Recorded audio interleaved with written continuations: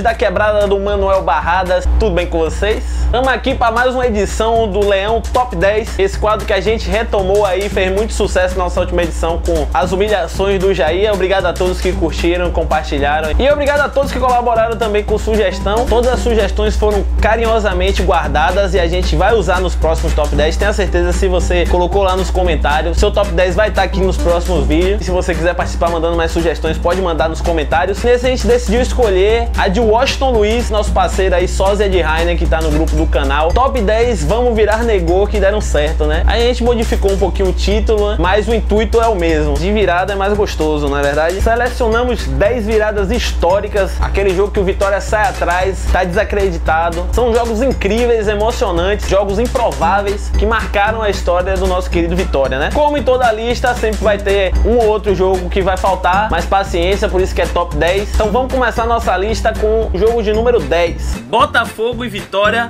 pelas oitavas de final da Copa do Brasil de 2012. Segundo jogo no Engenhão, Vitória tinha empatado o primeiro jogo por 1 a 1 e precisava ou empatar por mais de 2 gols ou vencer o jogo para passar de fase. A gente já tinha tomado aqui no primeiro jogo um gol de Elkson, né, respeitando aquela velha lei do ex, e no segundo jogo, respeitando também a tradição de Bragas, das zagas e sistemas defensivos do Vitória, a gente levou esse primeiro gol aí, com essa atrapalhada aí, né, de Rodrigo com o restante do sistema defensivo, e levou o primeiro gol com o Elkson, né, que saiu lá esbravejando, vinha sendo muito criticado pela torcida do Botafogo na época, deixando o jogo um pouquinho mais complicado pro Vitória. No finalzinho do primeiro tempo, o Vitória foi pra cima e nesse chute aí, se eu não me engano, de Wellington, aquele lateral Lucas, né, que rodou aí pelo Palmeiras, não sei onde é que se encontra hoje, fez uma ponte, uma defesaça com as mãos, foi expulso, pênalti pro Vitória, chance do empate.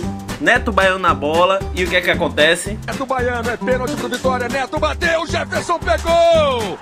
Pois é, Neto Baiano, que não era nem de perder pênalti, mas tremeu ali na frente de Jefferson, que já pegou pênalti até de Messi, né? O cara vai poder contar pros filhos que já pegou pênalti de Neto Baiano e de Messi, imagina só. E deixou as coisas muito mais complicadas pro Vitória. O Botafogo conseguiu voltar pro segundo tempo com um ânimo de ter defendido o pênalti, e o Vitória com a pressão de ter que virar o jogo por ter um jogador a mais, né? E o jogo foi se desenhando cada vez mais complicado, até que Pedro Ken fez uma bela jogada, deu um corte seco ali, chutou com a perna esquerda, abriu o placar, 1 a 1 Vitória. E após essa bela trama ofensiva aí, Tartá virou o jogo. O cruzamento, bola fechada, Tartá!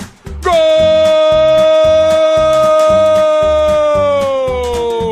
Na nona posição, mais uma vez, nossos eternos fregueses, Vitória 2, Jair 1, e isso foi no Campeonato Brasileiro de 2014, ano tenebroso da história do Vitória. E para piorar a situação, o Vitória vinha de uma frequência de 7 ou 8 bavis sem vencer, sob o comando de Ney Franco. À época, o Vitória não tinha conseguido ganhar nenhum bavi. Ney Franco chegou a sair do Vitória para ir pro Flamengo, inclusive no Flamengo ele também jogou contra o Jair e não conseguiu vencer. E aí eis que, ao ser demitido pelo Flamengo, Ney Franco foi trazido de volta pelo Vitória, e nesse seu retorno, no segundo bavi do Campeonato Brasileiro naquele ano, aconteceu isso aí. Jogo na Fonte Nova, aquele negócio da cabeça de agora vai ser diferente, só que aos 6 minutos, 7 minutos, K9, né, fez esse gol aí, mais um vacilo defensivo do Vitória pra variar, desanimou todo mundo, e certamente na cabeça de Ney Franco, né, ele só imaginava que nunca na vida ele ia conseguir ganhar um bavi. Mas aí Cadu, após essa falta aí, chegou ao empate. Gol!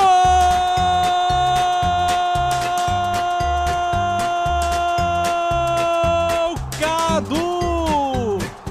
O jogo ficou tenso lá e cá, a Vitória ligeiramente melhor. E ali lá pro meio do segundo tempo, nosso coringão Luiz Gustavo experimentou aí de longe e a bola fez que nem seu recalque, bateu na trave, nas costas de Marcelo Lomba e entrou pro gol. 2 a 1 Vitória, sequência negativa quebrada, e eu considero essa virada especial porque a partir daí a hegemonia voltou a ser do Vitória. Luiz Gustavo faz a torcida rubro-negra explodir na Fonte Nova.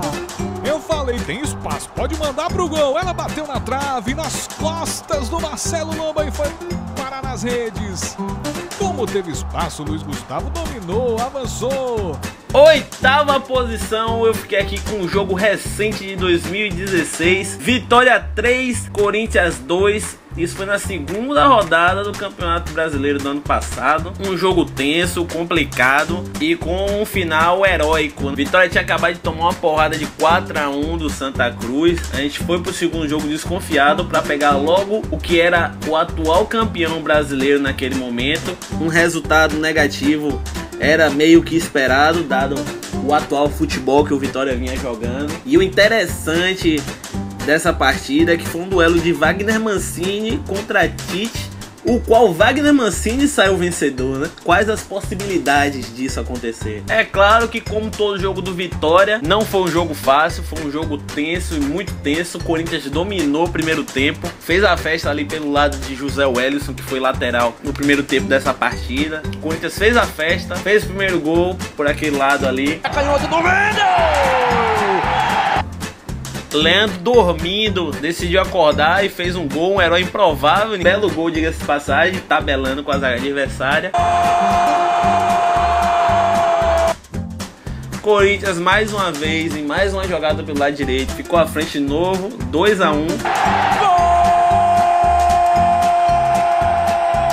E aí no segundo tempo veio a espetacular virada do Vitória, que nasceu dos pés de mais um herói improvável, Vander, que foi outro que jogou muito nesse jogo. Lançou essa bola aí de 3 dedos para Marinho, que chegou ali meio atrapalhado, mas conseguiu brocar a rede. Do Vitória! Marinho!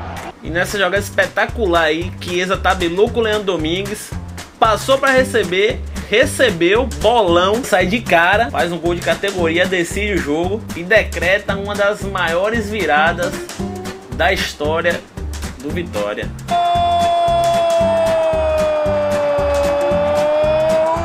Do Vitória! Do artilheiro Chiesa! Na 7ª posição, botei aqui novamente eles que gostam tanto do número 7, né? Vitória 2-1 Bahia, isso foi Campeonato Baiano de 1999.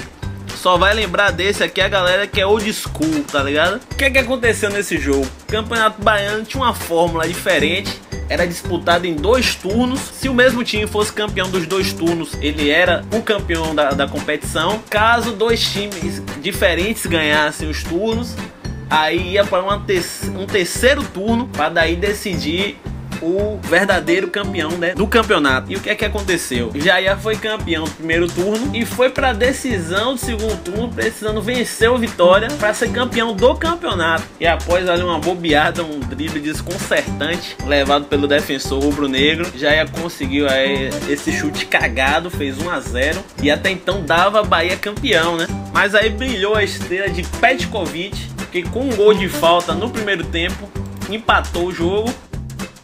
Um para o Vitória, um para o Bahia e muita festa de Petkovic pulando e até derrubando o técnico Ricardo Gomes. E o jogo se encaminhou assim até o final, chance para os dois lados, ninguém conseguia mudar o placar. Já nos acréscimos do segundo tempo, já fez essa falta aí. Petkovic na bola. O resto já sabe, né? 2-1 Vitória, título do segundo turno. E o detalhe, alguns devem saber, né? Mas esse campeonato foi um campeonato que acabou dando Bahia e Vitória como campeões. Cada time reivindicou o mando de campo pra si. E acabou tendo essa confusão aí que foi decidida depois na justiça, onde acabou sendo os dois declarados campeões naquele ano. Na 6ª posição, um jogo também das antigas aqui. Vitória 4, Cruzeiro 2. Campeonato Brasileiro de 2002. Sabe aquele time que meteu 7 no Jair na Fonte Nova? Aquele Cruzeiro que foi campeão da porra toda em 2002. Ele veio aqui parradão e levou.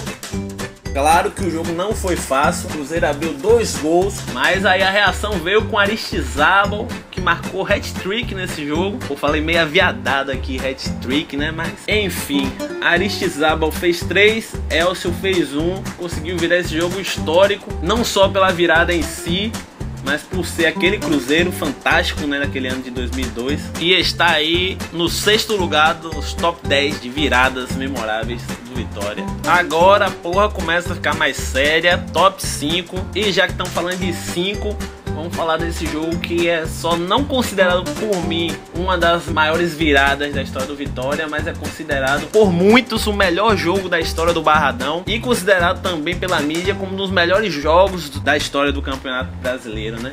Um jogo que me lembra muito aquele Flamengo 5-4 contra o Santos, que foram circunstâncias bastante parecidas. Eram quartas de final daquele ano, Campeonato Brasileiro, que o Vitória conseguiu também fazer uma belíssima campanha. Aquele time também que é tido como um dos melhores times da história do clube. Mas o Vasco também não era fraco não. Tinha no ataque Donizete, Viola, Juninho Pernambucano no meio, Felipe, aquele que meio que virou lateral no Vasco, depois jogou no Fluminense. Tinha um time de respeito, né? Tanto que ficou provado no jogo. Viola abriu o placar pro Vasco aos 6 minutos. 4 minutos depois, Viola voltou a balançar as redes. 2-0 Vasco. E aí 5 minutos depois começou a reação rubro-negra. O Arthur começou a reação do Vitória aos 15. Aos 35 do primeiro tempo, Fernando fez 2-2. Ainda no primeiro tempo, Tuta virou o jogo para 3-2. Vitória na frente. Só que não acabou por aí não. O jogo continuou tenso. Donizete empatou aos 45 do primeiro tempo. No segundo tempo, Fernando botou o Vitória na frente de novo. Donizete mais uma vez foi lá e empatou o jogo 4-4. E Fernando mais uma vez foi lá e colocou números finais. Fernando que também fez 3 gols nesse jogo. Vitória 5-4 Vasco. Jogo sensacional, fantástico mesmo. Uma virada arrepiante. Fernando! Outra vez cobrando o pênalti. Agora no outro canto. Na quarta posição, fiquei muito propenso a colocar aquele histórico 6-5 do Vitória na Fonte Nova, que foi de virada também, como muitos devem lembrar, mas como ele já pintou aqui no último top 10, vou procurar variar para não estar repetindo. E eu decidi pôr esse outro Bavi aqui, que também originou outra vitória épica. Foi em 2003, Campeonato Baiano também. Bahia venceu o jogo por 2-0 até o finalzinho do segundo tempo, seus 35 minutos para 40 mais ou menos, quando o atacante Nadgol entrou em campo, marcou 3 gols, decretou a virada, entrou para a história e transformou esse Bavi em um dos melhores Bavis também da década. Um jogo pouco lembrado, né, mas eu consegui aí com as pesquisas achar esse grande momento, que é bom a gente estar lembrando dessas vitórias históricas, principalmente em cima das nossas putinhas, né? Em terceiro lugar, aquele que poderia ser o primeiro lugar também, que é Vitória 3, ABC 2, pela Copa do Brasil de 2012 também. Esse aqui tá fresco também na galera, apesar de já ter 4 anos, mas quem é que não se lembra desse dia, né? Jogo de volta, mesmas circunstâncias do jogo contra o Botafogo. Vitória tinha empatado em 1-1 o primeiro jogo, precisava vencer ou empatar por 0-0 para poder se classificar, mas saiu atrás para variar, levou um gol de bobeira aí de Washington, foi para cima para tentar o empate e acabou em mais uma bobeira da zaga, levando o segundo, para o desespero da torcida rubro-negra, que aquele momento já começou a se retirar do estádio. Eu, inclusive, na época me qualificava como um torcedor cuzão e deixei de assistir o jogo. Eu tava vendo pela TV, eu desliguei a televisão. Sim, eu era assim na época, eu era esse tipo de torcedor na época. Graças a Deus, hoje já tem outro tipo de pensamento, já procuro apoiar até o final, independente das circunstâncias, mas nessa época eu desacreditei mesmo e perdi uma das viradas mais épicas da história do Vitória. Eu costumo dizer que esse jogo não foi Vitória 3-2 ABC, foi Neto Baiano 3-2 ABC, né?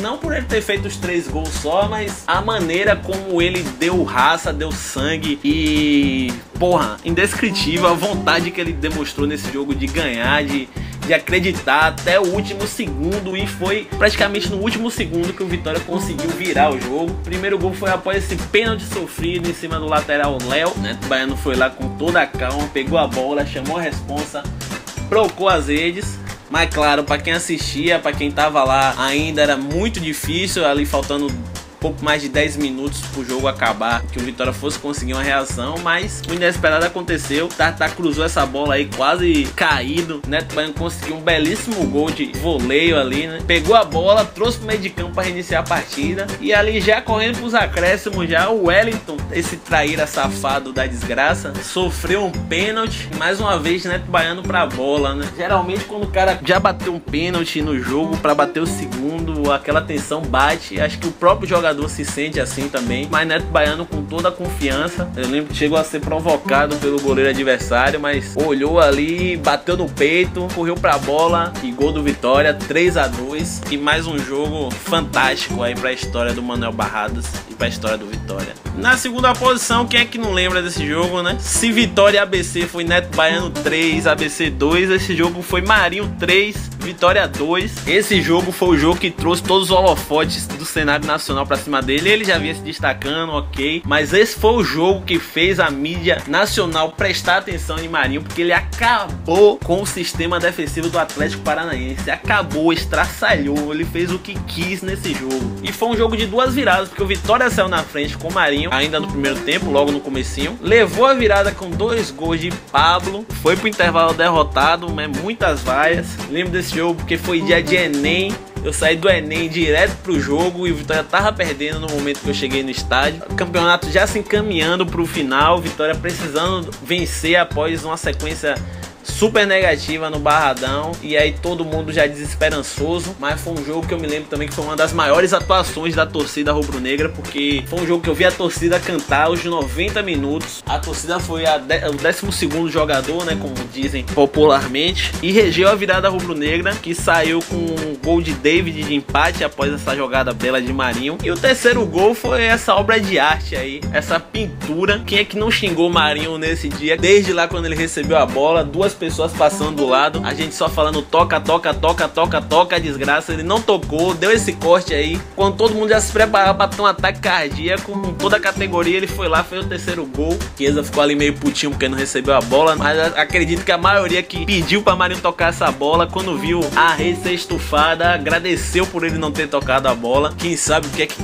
Chiesa teria feito com ela. Aí você deve ficar se perguntando, porra, se esse jogo tá em segundo lugar, que jogo tá em primeiro lugar? Fluminense 2, Vitória 3. Mais um 3-2, né? Placar muito recorrente na história do Vitória. As adversidades que o Vitória teve nesse jogo são impressionantes. Aquele ano de 2013, né? Quem é que não lembra aquele time foda que o Vitória tinha com o Ney Franco? Todo mundo jogando muita bola. Mas esse jogo não foi um jogo que se esperava Vitória não, né? Até porque o Fluminense viveu um momento complicado. Lotou o Maracanã. E para nosso azar, teve Cadu expulso logo no início do jogo. E aí, após a expulsão de Cadu, obviamente não havia mais quem pudesse acreditar em uma vitória rubro-negra. Talvez o máximo do máximo que se esperasse era o Vitória tentar segurar o placar em 0-0 até o fim do jogo, com um ferrolhão ali. Mas não foi o que aconteceu. O que é que não se lembra das loucuras de Ney Franco? E eram umas loucuras que davam orgulho, dava certo e acabava dando orgulho. Para perder um zagueiro, geralmente o que é que todo técnico faz? Tira um atacante, bota o zagueiro para poder ali fechar a linha defensiva, mas ele não, ele tirou um volante marcador, que era Michel, colocou o Luiz Gustavo, que era um volante mais ofensivo, e aí na cabeça do torcedor só se imaginava a goleada vindo pro lado do Vitória, né? Todo mundo começou a chamar Ney Franco de maluco, maluco, maluco, maluco, e a resposta veio de imediato. Marquinhos fez 1-0 pro Vitória, só que a virada do Fluminense veio, o time do Vitória jogando muito aberto, o Fluminense aproveitou, virou o jogo para 2-1, e novamente todo mundo voltou a desacreditar e torcer para que Ney Franco tomasse juízo e fechasse o time, para quem sabe achar uma bola e conseguir um empate. Mas não foi isso que aconteceu. Ele foi mais ousado ainda, tirou o Renato Cajá, botou o William Henrique, e aí o resto da história foi esse, né? Marquinhos chutou, a bola sobrou, Juan fez 2-2 pro Vitória, o que pra gente já era heróico o suficiente, já era histórico, mas não bastava isso pra esse dia. A Vitória foi lá com o William Henrique e decretou a vitória de 3-2 com um jogador a menos desde os 10 minutos de jogo, escrevendo no nome essa que pra mim é a maior vitória da história do clube. Aos 19 minutos, embalado a partir do gol de empate de Juan, o rubro-negro baiano encarou o ataque com o escudeiro. Juan no cruzamento, o Marquinhos de novo, participativo, chutou, a bola toca em Igor Julião, e o William Henrique teve o gol escancarado à sua frente, só tocou pro gol vazio. O William Henrique virando para o Vitória, faz 3-2 num jogo sensacional. tem que enaltecer demais o trabalho do Ney Franco no Vitória. Como é corajosa essa equipe. É isso aí, galera. Esse foi o Leão Top 10 de hoje. Obrigado a quem aguentou aqui ficar até o final. Agradecer mais uma vez a todos aí que fizeram a gente bater essa marca de 4.000. E espero que a gente consiga chegar o mais breve possível aos 5.000 e até o final do ano a meta é 10.000. Ou então a gente não estabelece meta, deixa a meta em aberto e quando alcançar a meta a gente dobra a meta. Valeu a todos e até a próxima. Beijo no coração de vocês e solta o leão.